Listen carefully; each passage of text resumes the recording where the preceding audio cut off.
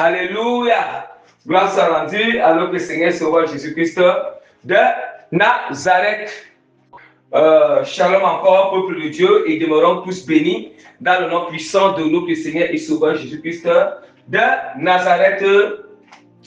Nazareth. J'implore la miséricorde, la grâce et la bonté de notre Seigneur Jésus-Christ de nous remplir encore davantage de son amour, sa compassion, sa paix, sa douceur, l'humilité, alléluia, la fidélité et la foi, sans toutefois oublier vraiment qu'il nous accorde davantage une grâce excellente qui nous pousse, alléluia, qui nous amène à vivre une vie de sanctification et de l'obéir totalement sans réticence et sans rébellion, bien-aimé. Car aucun rebelle n'entrera au ciel. Alléluia. Aucun rebelle n'entrera au ciel. C'est ce que la parole du Seigneur nous dit. La parole de Dieu dit que la colère du Seigneur n'est pas destinée à ses enfants, mais sa colère est destinée aux rebelles. Or, les rebelles, ce sont ceux qui ne obéissent pas à la parole. Ce sont ceux vraiment qui rejettent la parole du Seigneur. Alléluia. Qui foulent la vérité du Seigneur aux pieds. Qui foulent vraiment. Donc, à ce moment vraiment, je vais déjà recommander rapidement ce moment d'exhortation entre les mains du Seigneur. À travers une courte prière de recommandation. Père, je bénis ton son nom en ce moment. Je te glorifie, je te loue et je te magnifie de m'accorder encore une grâce excellente de venir exhorter encore à nouveau à ton peuple, Père. Seigneur, je t'implore de tout mon cœur, la même manière que tu as toujours été avec moi, tu m'as toujours amené dans les profondeurs de ta parole. Je t'implore de venir m'assister, de venir m'amener davantage dans les profondeurs comme tu l'as toujours fait de ta parole, Père. Les relations profondes de ta parole, Père. Seigneur, je t'implore, je te confie tous qui vont écouter, Seigneur, ce moment, Seigneur, d'exhortation, qui sont disposés de cœur, âme, esprit, Seigneur, Père. Je t'implore de continuer à transformer, à changer, Père. Tout leur être, Seigneur, éternel Papa, Seigneur Père, en ce moment, Seigneur Papa, je t'implore de venir, Seigneur, agir puissamment pendant ce moment d'exhortation, de venir régner, Seigneur, que ta volonté soit faite sur la terre comme au ciel pendant ce moment d'exhortation, Seigneur, au nom puissant de notre Seigneur et Sauveur Jésus de Nazareth, ainsi que j'ai recommandé ce moment d'exhortation entre les mains du Seigneur. Amen. Alléluia.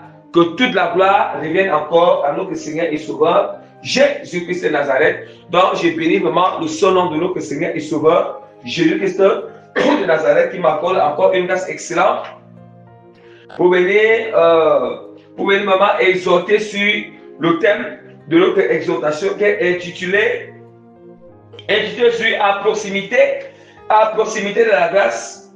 Nous avons aussi le prix à payer par amour pour Jésus-Christ. Alléluia. À proximité de la grâce, nous avons aussi le prix à payer par amour pour Jésus-Christ. Donc, le prix à payer, bien aimé, c'est très important. Bien aimé, c'est ça. Nous allons voir que c'est quelque chose que les chrétiens ont oublié. Je ne sais pas comment est-ce que les chrétiens prennent la grâce du Seigneur. Parce que nous pensons que, une fois que la grâce du Seigneur est là, on n'a pas de prix à payer pour le Seigneur. On n'a pas de sacrifice à faire pour le Seigneur. Alléluia. Donc nous allons connaître ces prix à payer, ces sacrifices à faire pour le Seigneur. Ici, ce ne sont pas des sacrifices spirituels à faire pour Dieu. Bien aimé.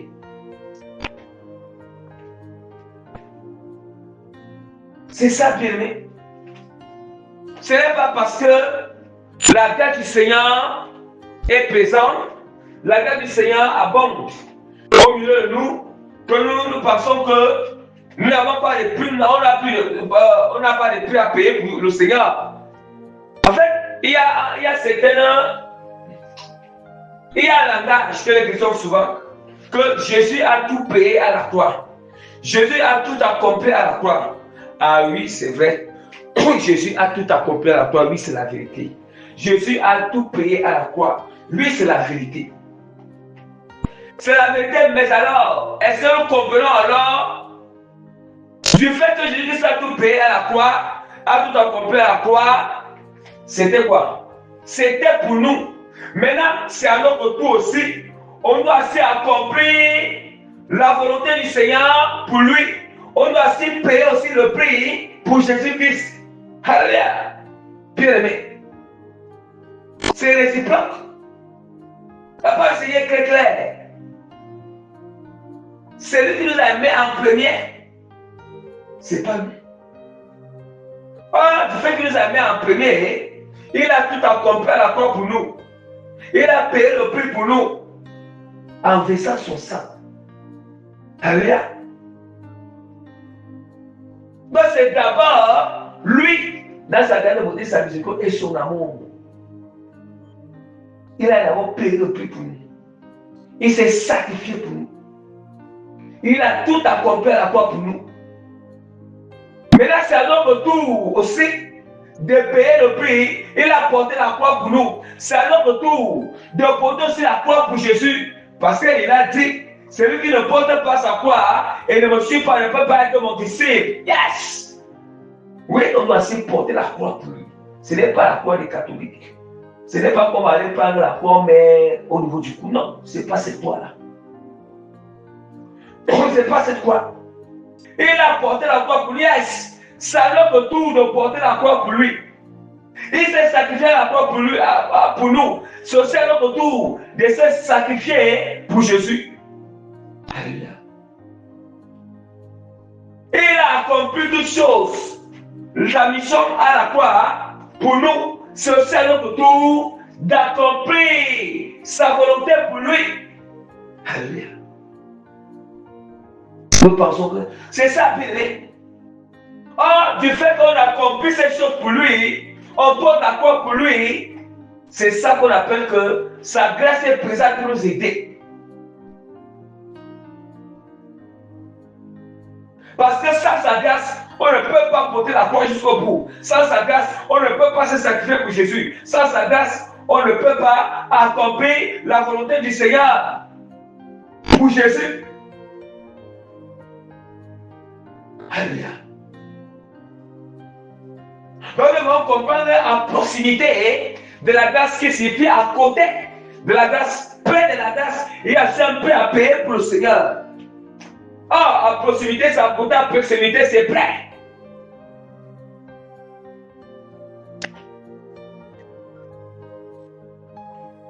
Bien aimé,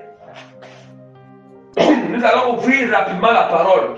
La parole va un peu essayer de nous faire comprendre les choses profondément. Pour nous faire comprendre les choses profondément. Voici ce que la parole du Seigneur nous dit. Dans Matthieu chapitre 13, verset 44 à 46. Autant pour moi. Matthieu chapitre 13, verset 44 vraiment à 46. Je lis un nom puissant de Jésus-Christ de Nazareth. Le royaume des cieux est encore semblable à un trésor caché dans un champ.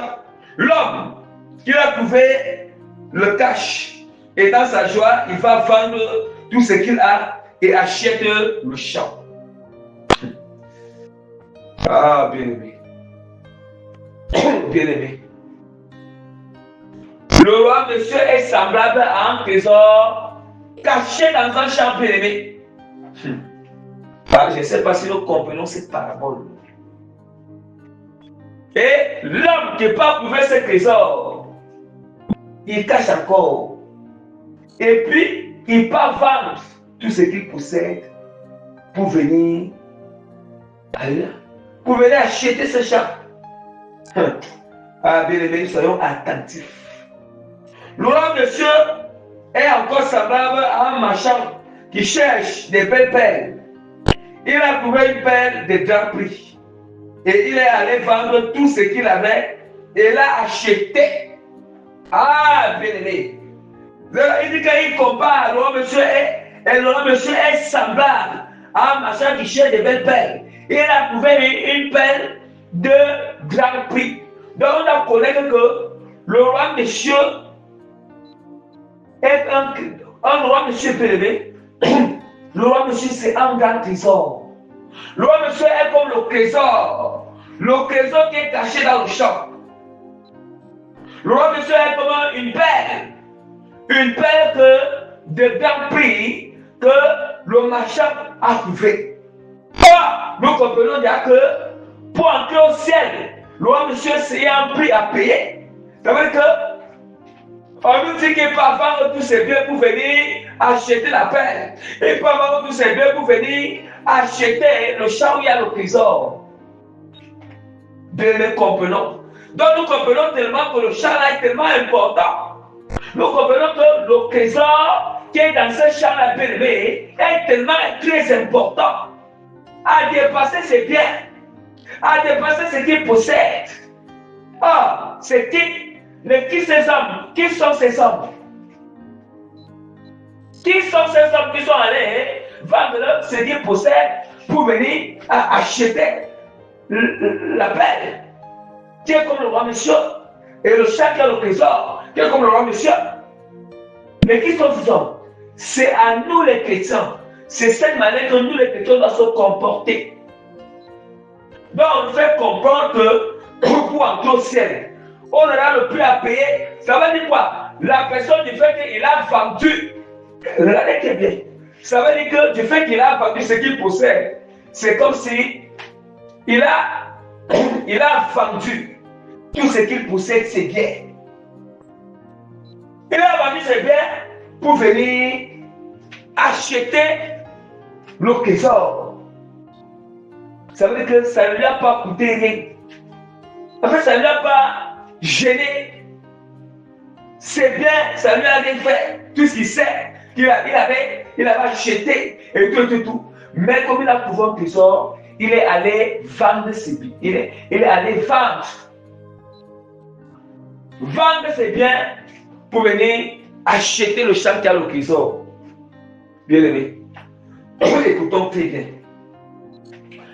Oh, il y a un autre passage biblique qui nous dit, bon, je n'ai pas eu à préparer ça, mais un autre passage biblique qui nous dit encore, quel homme peut bâtir une tour sans d'abord s'asseoir et calculer ce qu'il va dépenser, de peur que s'il commence à bâtir cette tour, il ne finit pas. Et les gens qui vont le voir vont commencer à se moquer de lui, à se railler de lui. Ça signifie quoi? On ne peut pas s'engager à dire qu'on suit Jésus-Christ. Si on ne sait pas d'abord assez, si nous ne sommes pas d'abord, si que la personne ne sait pas d'abord assez d'aimer, pour voir ce qu'il doit renoncer pour le Seigneur. Or, là où on nous dit encore que la personne, il peut vendre les biens pour aller acheter la perle ou pour aller acheter le champ qui a le trésor, ça signifie quoi? Et là où la personne doit avoir s'asseoir avant de bâtir une tour. Or, bâtir une tour, c'est quoi?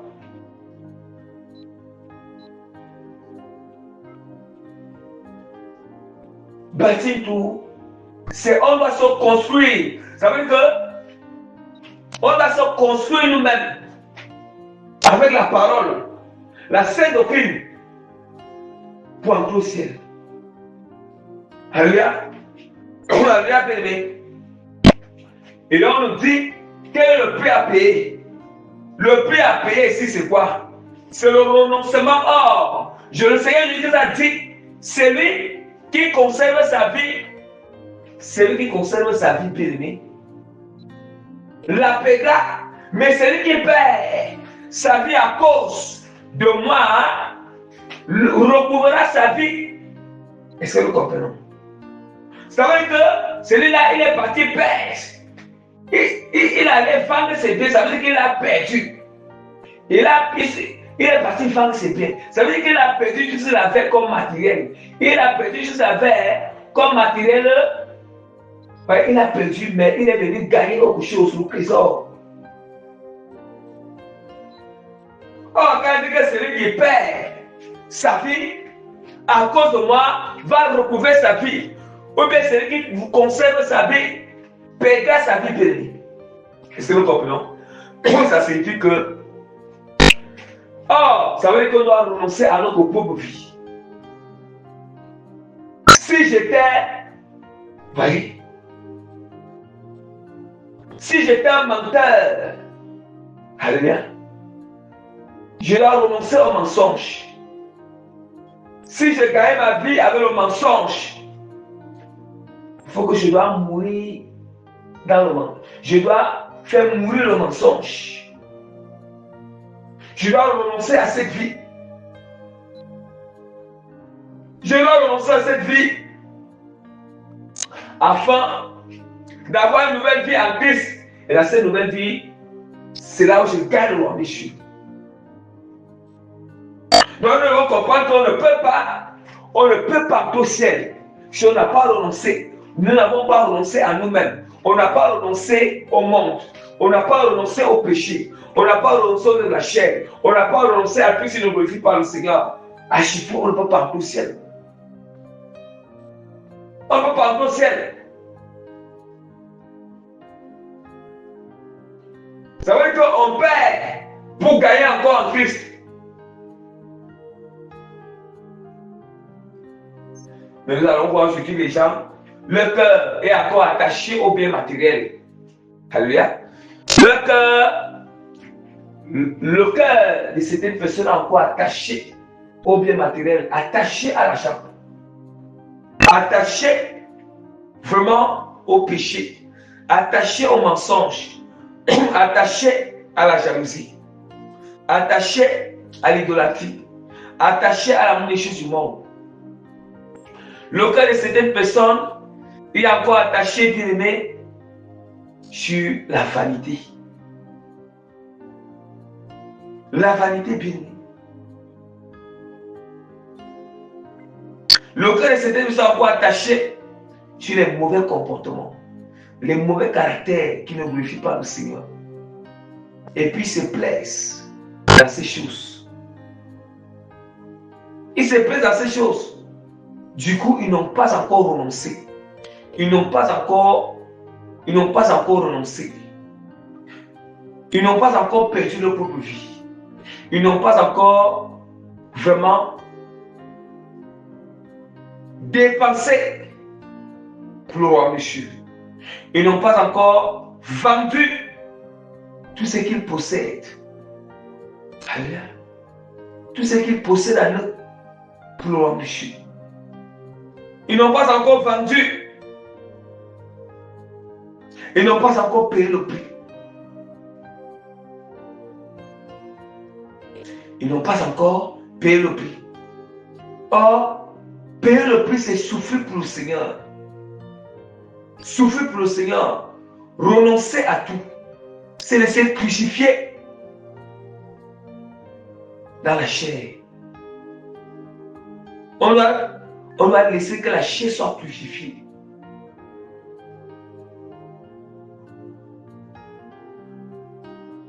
Payer le prix pour le Seigneur Jésus-Christ, c'est avoir une vie de jeûne. Ah oui. Il est question qu'en retour, nos choses se sacrifient pour lui. On doit payer le prix par amour pour Jésus-Christ.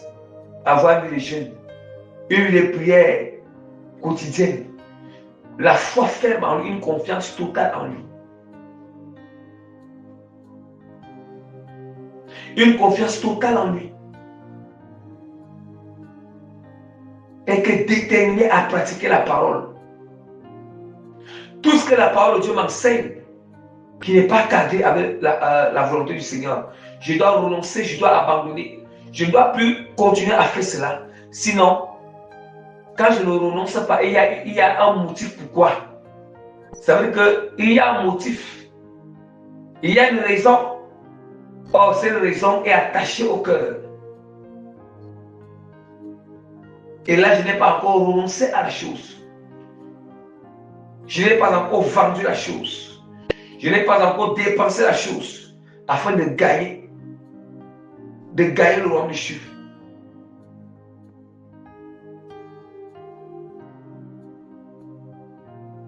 Afin de gagner vraiment le royaume des cieux. Donc, nous devons savoir une chose, c'est que vraiment, on doit s'abandonner totalement au Seigneur. Laissons que le moi soit crucifié. L'orgueil doit être crucifié. Laissons l'orgueil soit crucifié. C'est ça. On doit renoncer à l'orgueil. On doit renoncer au vantagisme. Renoncer le moi. Moi, je. Hein? Bon, on ne fait pas comme ça. Moi, ne fais pas comme ça. Ou bien, moi comme ça, moi comme ça, moi comme ça, moi comme ça. Renonçons à ces choses. Ce sont des choses où on ne peut pas entrer au ciel avec ce genre d'orgueil, ce genre de langage, ce genre d'image qui est dans le cœur, avec ce genre d'identité maléfique qui peut loger dans l'âme.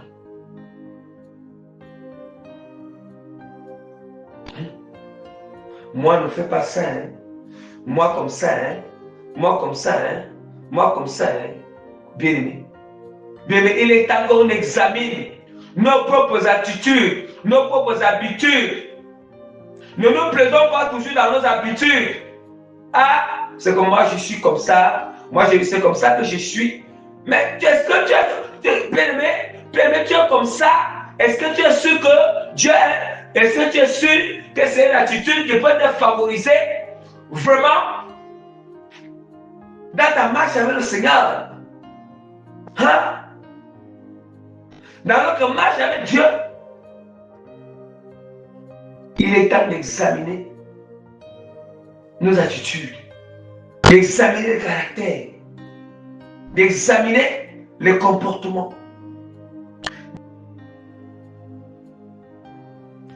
Il est temps d'examiner le langage.